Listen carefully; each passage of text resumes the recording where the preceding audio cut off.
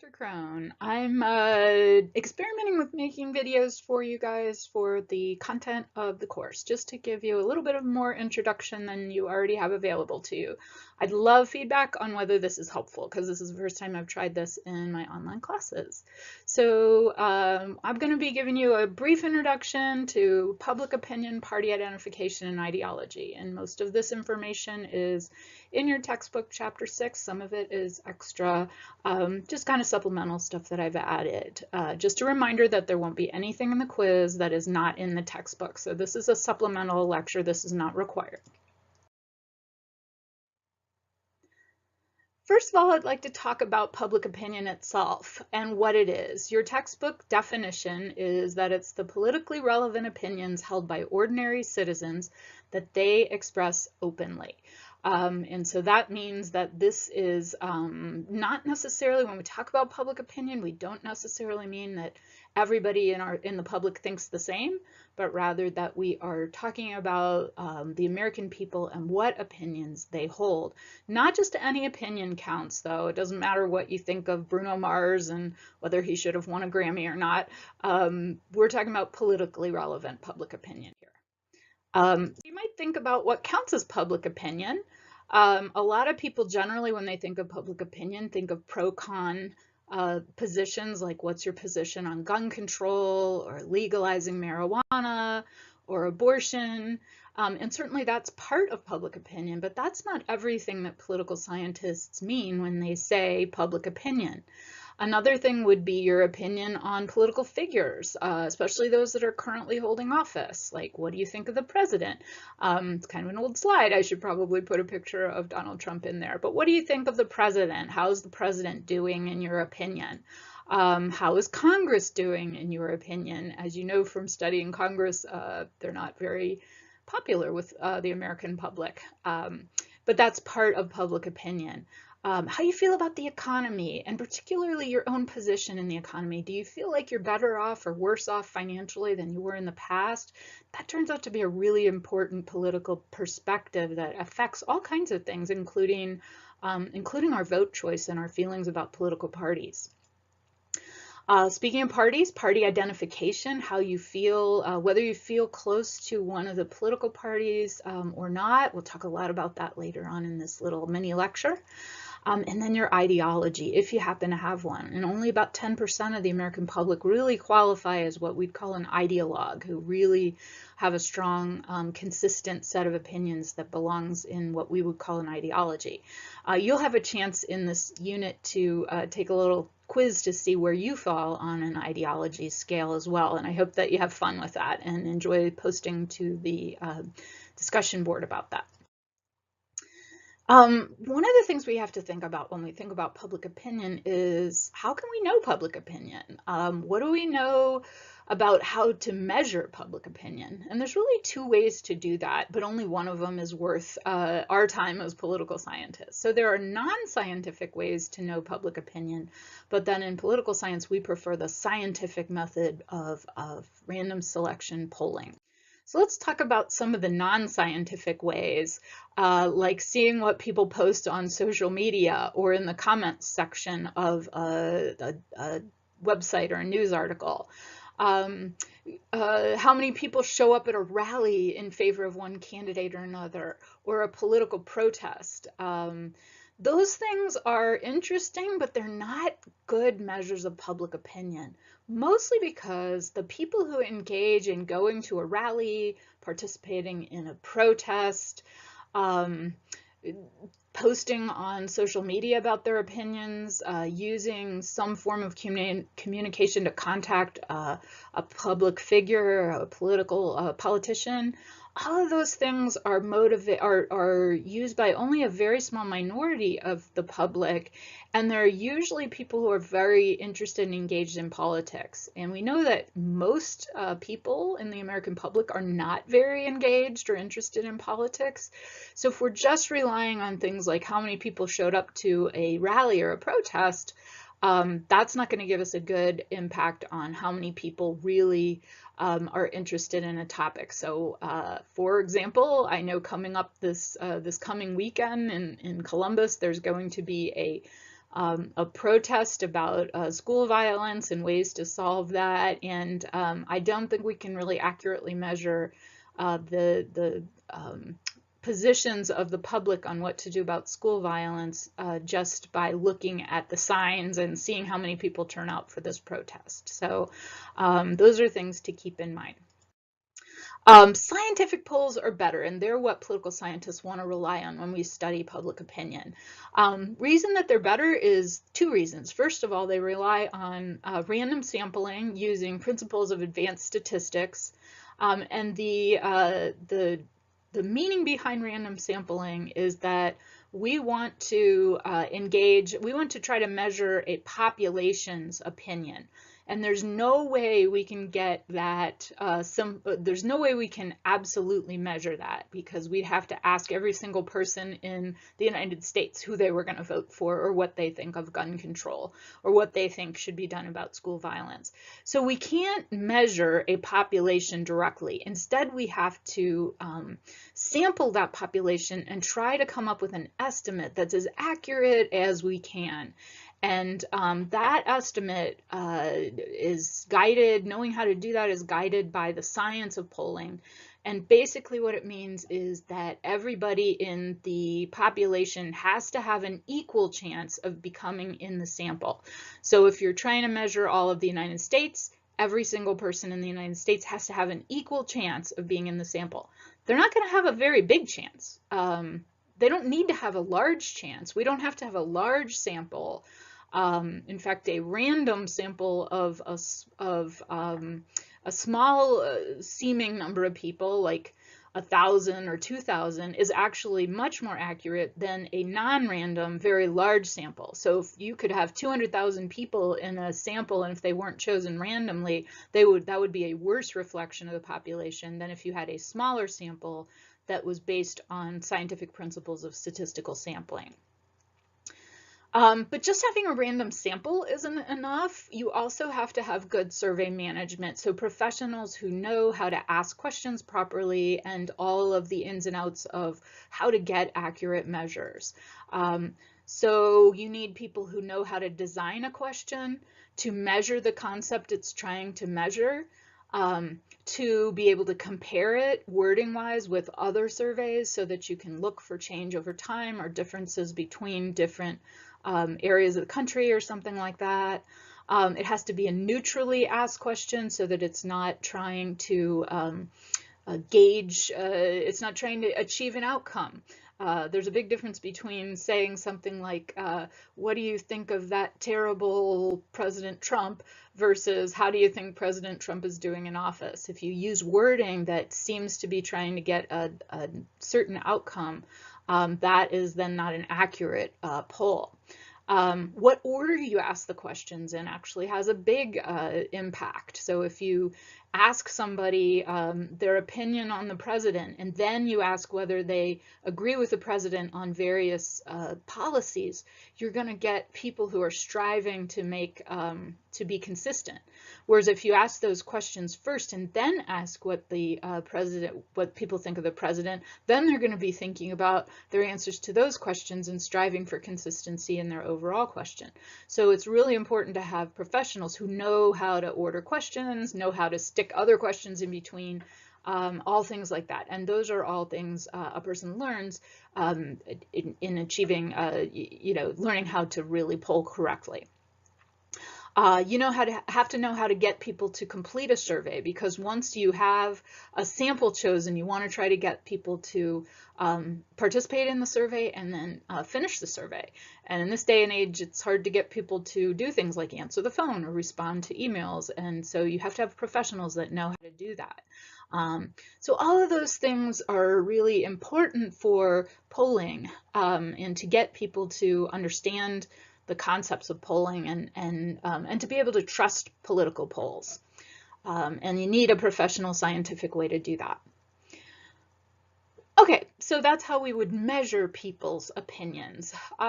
Let's look at, how do people get those opinions in the first place, and how do people think, ordinary people like us, how do we think about politics and political things. There's really three frames of reference your book talks about: partisanship, ideology, and then group attachments, which really means demographic groups, like your gender or your age group or your ethnic or racial group, those kind of things. You're part of the country you're from. So let's take those in order. First of all, political scientists, for partisanship, we talk about party identification. And we know a lot about that because party identification, the way to measure it was developed as a survey question back in the 1940s. And so this question is always asked by many, many polling companies in this exact same wording. Generally speaking, do you consider yourself a Republican, a Democrat, or an independent? And then there's usually a follow-up question that asks whether you think of yourself as a weak or strong Republican or Democrat, or if as an independent you lean towards one or the other party. And many of you might want to think about that question for yourself. Later on, you're going to talk a little bit about your own, the way you were brought up, politically speaking, and oftentimes the partisanship of our parents when we're growing up affects how we feel about this. So that's all something to kind of tuck away in the back of your mind as you're working on this week's lessons. But the advantage of the fact that we really consistently ask this question across a wide variety of different kinds of polls over a long period of time makes it a very rich data set that we can understand changes in American politics. And we also know that party identification is something that really affects people's political ideas. So party identification shapes us. Even if you think you don't have one, the fact that you maybe don't have one, or you only have a weak one, is going to shape you and shape your political thinking and your political opinions.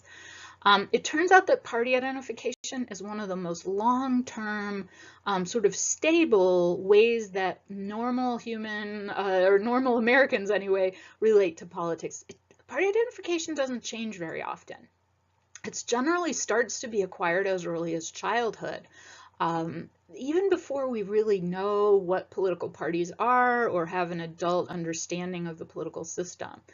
It is mostly stable across most people's lives. It rarely changes. And so if you answered to that question on the previous slide that you feel like you're a Republican, most likely you're going to stay a Republican, and you're going to keep that feeling across time. You may change how you vote. This isn't necessarily completely in line with the way you vote, although it's a big effect on how you vote. But for most people, this doesn't change very much. It can be changed if there's a big disruptive societal change that happens. So if the political parties themselves change a lot, that's called a, I lost the word. I'll get back to that. It's a big political change when party identifications change, and when parties realign. That's it, realignment. I found the word. When they change a lot, or when big issues come around, like an issue like civil rights or something like that happened in the 1960s, really shaped and changed people's party identification. But most often, those things don't change. And they're more likely to change when you're a young adult than they are as you get older. Party identification influences your vote choice, but it's not the only factor. A lot of Americans like to say in our political culture that we vote the person rather than the party, and that's certainly very important. So you might be someone who feels close to the Republican Party but consider voting for a Democrat, or vice versa. In general, though, we know that people with a strong party identification often will, outside of anything sort of a unique circumstances, will generally at least consider strongly voting for the party that they tend to favor. The other thing about party identification is it acts as a lens for us to see politics. It increases what we call confirmation bias. That's a political psychology term. Also, if you're taking a regular psychology course, it's a psychology term. So we know things like that if you are a Democrat, for example, if you have a Democratic Party identification, you're likely to see information about the Democrats in a positive light and see information about Republicans or candidates candidates or politicians in a negative light. So it's almost like when you put on a pair of sunglasses, and if you're wearing a pair of green sunglasses, everything looks a little bit green. If you're wearing a pair of brown sunglasses, things look more brown or amber. Those are lenses that affect the way we see things, and in many ways party identification is like that. We're all seeing the same thing, but we're seeing it a slightly different coloration or version of it because of our party lenses. One thing we know about party identification, because we can measure it over time with such a stable way of asking the question, is that there's been a big increase over the last 20 years or so in the number of independents in the United States. It's kind of steadily gone up, as well as another thing we can tell from this chart is that in general, there are more Democrats in the people who identify as Democrats than there are people who identify as Republicans. And that is still true. I believe this chart only goes up to 2012, but probably your version of the textbook has an even more updated version of this chart. And it's still true that independents are the largest category today. Democrats are the second largest, and Republicans are the lower of those three. So that's what we know about party identification, and it changes over time. If we looked back into the 1950s and 60s, there were very few independents. There's always been very consistently, with only few exceptions, there have always been more Democrats than Republicans. A few years where that might have changed, like you can see in 1995, there was a changeover. But if we looked back 40 years ago, let's say, there would be a far greater number, a majority of people would have a party preference, and the number of independents was very low. So that's a new thing in American politics. Okay, moving from party identification to ideology. Party identification is kind of an emotional connection to a party. Ideology is more of a mental, sort of logical way of understanding your political opinion. So it's more of a head thing. Party identification is more of a heart thing, more of an emotional feeling kind of thing. Ideology is very logical, very, very sort of heady and based in philosophies. So an ideology is what we call a consistent, your book calls this, a consistent pattern of opinions that stem from a core belief about the proper size and role of government. So an ideology, things like I'm a liberal, I'm a conservative, it's not as much a feeling of pride or emotional connection as it is a large idea about what should the government be trying to do.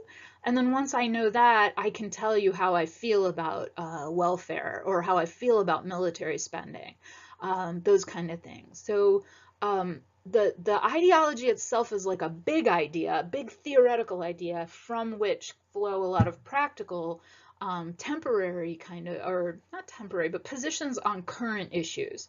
The issues themselves might change, but the ideology remains sort of a logically consistent. And I'll go into that a little bit more.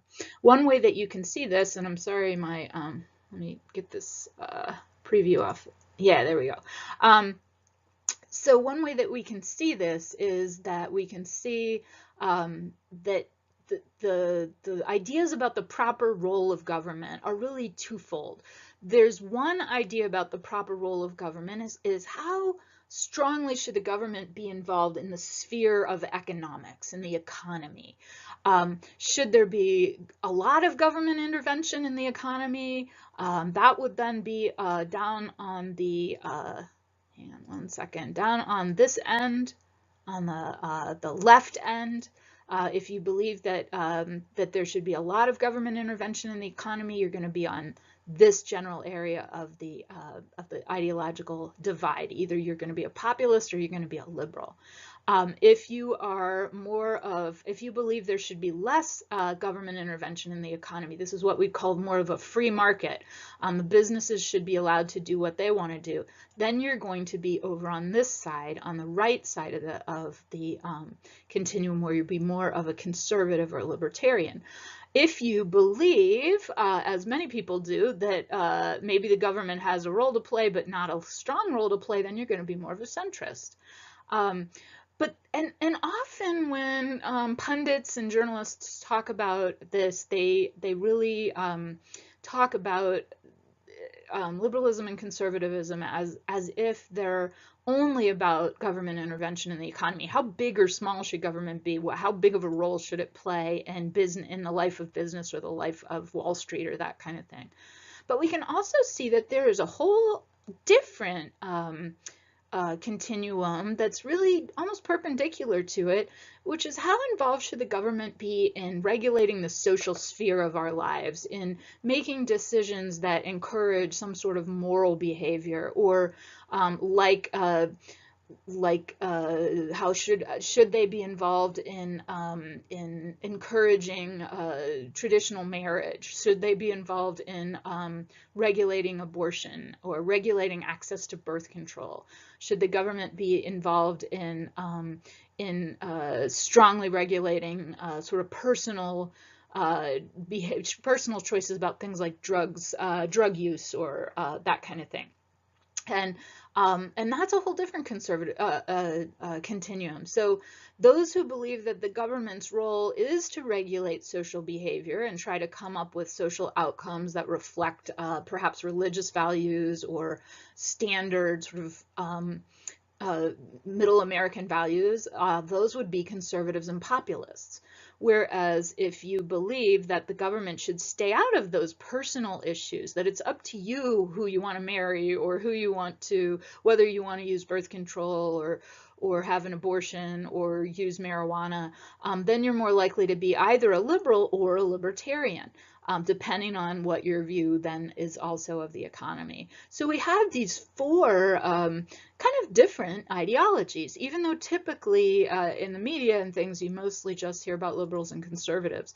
There are these other two. A libertarian really believes in freedom of everything, freedom for businesses in the economy, free of government intervention, but also for personal choices. A populist, on the other hand, is going to believe that the government should be involved in things like making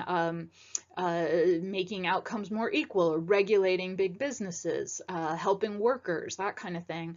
But they're also going to believe that there should be limits on social behavior, that there are abortion is wrong, or marriage should be between a man and a woman, or those kind of things.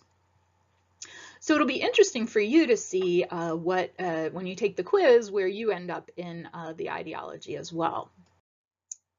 Okay, so beyond ideology, group attachments are also important in shaping our political thought. So what kind of religion or ethnicity, social class, where you live in the country, what you do for a living, your gender, even probably your sexual orientation, we don't know a lot about that today, is important. And one thing we know is that gender is becoming more and more important in shaping political opinions, and especially vote choice.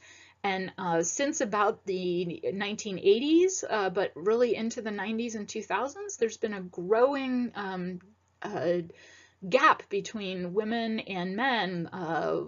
Journalists and political scientists call this the gender gap. That women tend to be more connected to the Democratic Party than men. But there's other kinds of characteristics that the parties also appeal to.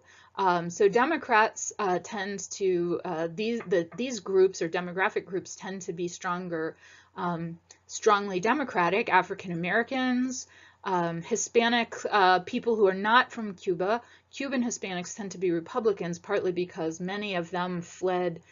People with Cuban heritage, many of them fled away from the communist regime in Cuba, and the Republicans were known during the Cold War as being very strongly anti-communist. So the people who left were anti-communist, and they tended to pick those particular Hispanics tended to pick the Republican Party. But other than that, Hispanics from Central and South America tend to lean more towards the Democratic Party. Women, Catholic religion, although that is less strong than it used to be. Jewish people, lower income people, so lower to middle class people, working class people, urban people of all classes, and then people who live on the east and west coast of the United States. Whereas the Republicans are kind of the opposite. I'll get myself out of the way here so you can see. Mainline Protestants, those are the Protestant churches like Baptists, Presbyterians, Methodists, Lutherans, people like that. Evangelical Christians are strongly tied. That's one of the most strong connections to the Republican Party. If you consider yourself a born-again Christian, you're very likely to be a Republican. Older people, white people, higher income, non-black Southerners. So black Southerners are almost all Democrats. That's a very strong connection to the Democratic Party. But white Southerners tend to be Republicans. People from rural areas, suburban areas also, and then the non-coastal West, by which we mean places like Montana, Wyoming, Texas, places like that. Okay, so where do our political ideas come from?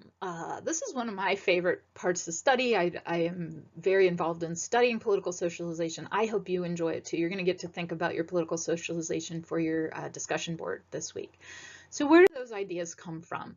The strongest part of political socialization occurs in childhood. That's when you get the most input into your political thinking. And interestingly enough, it's really before you have much of a sense of the government and what it does for you. But a lot of how you think about politics comes from childhood experiences. Your parents have family members, often this is parents, but it could be whoever raised you, who's the closest adults to you when you were a child. They have an impact on how you think about politics. And then they have the biggest impact. To a lesser extent, your experiences in school and also your experiences with your religious organization if you were in a religious organization. So whether that's a church or a mosque or a temple or whatever. So let's look at these. Parents have the biggest impact, and parents influence your party identification. So one of the biggest predictors of what your party identification is, if I know what your parents' party identification is, many people take on the views of their parents, not all people. Your ideology, whether you consider yourself liberal, conservative, how you think, what the proper role of the government is in your mind. Your opinions on policies like gun control or like gay marriage or things like that often are shaped by your parents.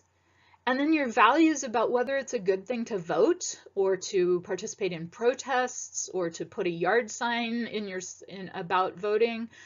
Those things. Does your family just always vote? Did nobody ever vote when you were a child? The absence of some of these things in your family life also has an influence on you. So you might sit here and think, well, I don't know what my parents' party identification is. Well, that probably gives you something about the political parties and how you feel about them. The better your relationship is with your parents, the more quality, sort of warm relationship you have with them, the more likely you are to take on those views. The strength of their interest and involvement also has a lot. So if you have one parent who's much more interested in politics and involved, their party identification may influence you more than the parent who is less involved or less engaged. How strong their opinions are. So if you grew up in a family that is very strongly gun rights or strongly pro-life, those kind of things are more likely to be passed on than when you're not sure how strongly your parents believe in something. And I hope you have fun thinking about this. Not everybody fits these patterns, but a lot of people do. And almost everybody can recall a little bit about something they heard their parents say to them, whether it's you overheard it while they're watching TV, oh, those rotten Democrats, or oh, that Republican Party is terrible or is good, or maybe they were going out to vote and you asked them about the sticker that they had that said, I voted today. All of those things. So be thinking about, what did you learn from the way your parents acted?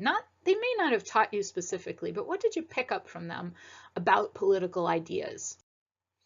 School and religious organizations have some impact, but not as much as parents. If you went to a public school, generally speaking, they don't try to convey certain policy opinions or partisanship, but often what you learn in school is that voting is a good thing. So you learn democratic values, like it's good to find out what the majority thinks. Democracy is a really good system. Um, Maybe you've participated in a mock election in elementary school or something, or maybe somebody in your school talked about the importance of voting and signing up to vote or something. So schools, especially public schools, are often give you kind of this understanding that patriotism, pride in our country, and pride in democracy. Religious organizations sometimes have a direct impact, sometimes a more indirect impact. So often religious institutions, if we are religious people, help shape our social values, what we think of as right and wrong, which can be translated into a vote. Sometimes they help shape our economic values, how we think, who we think should be responsible for poor people, how we feel about helping the poor, whether we think that should just be a church job, or whether we think it can also be a part of the government, and should that impact us. And that might have an impact on our vote as well. So again, these are primary socialization because they generally occur in childhood. If they're going to occur at all, they're going to occur in childhood. But they're not as big an impact as family members. Also in adulthood, you may change or develop further your political thinking based on what we call secondary socialization. So the primary stuff happens in childhood, but in adulthood, your spouse, who you get married to, or who you are, your sort of life partner, can have an influence. Often, especially if your life partner is more interested and engaged in politics than you are. Your friends or co-workers, or the media. All of those things are secondary influences on your socialization, and they can have an impact. You may, in fact, be an agent of socialization for other people, maybe people at work. Maybe you talk to them about, hey, why aren't you registered to vote? Or maybe you speak with your friends about, you get into discussions about who to vote for, or what, political ideas are correct, in your opinion. So that'll be a fun project for you, I hope, with the discussion board.